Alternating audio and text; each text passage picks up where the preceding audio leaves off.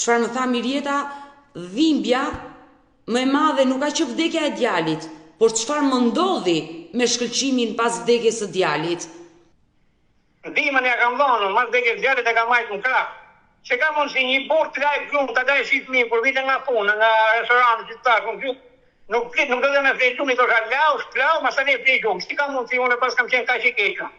Po mirë, se s'ke bërë ndonjë gjë të madhe se i ke thënë gruas lau, shplau dhe flej shumë. Po gjë të madhe, detyra nga bosa, kam ndihmuar gruan, kam dhënë kalamajve. Pse nuk e pranon ndarjen? Ajo është me një tjetër burr tani. Po ajo, pse ka frikë me më taku mua ke rrugat, s'po komunikoj me mua, pse ka frikë? Po nuk do të takoj më, more shkëlqim, nuk ka punë më me ty, është ndar.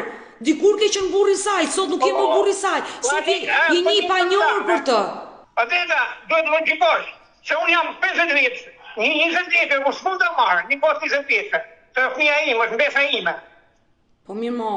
Prandaj them ma kanë shit personat e tjerë që nuk shto pikapën me grupi aty, se ma kanë shit. Ish Marietën tënde 52 vjeç e shitën, po nuk ka logjike gjithë kjo histori. Po pra, se shitën, ma të ajo ka ndjerë ngrohtësi, ka ndjerë dashuri dhe ka ikur dhe ka i burr tani, të lutem.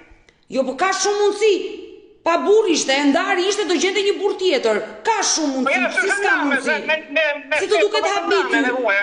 Po jo, sepse burrat shqiptar, gratë i quajnë pronë të tyre dhe kur ndajnë nuk e pranojnë që ajo grua mund të gjejë një burr tjetër shumë herë më të mirë.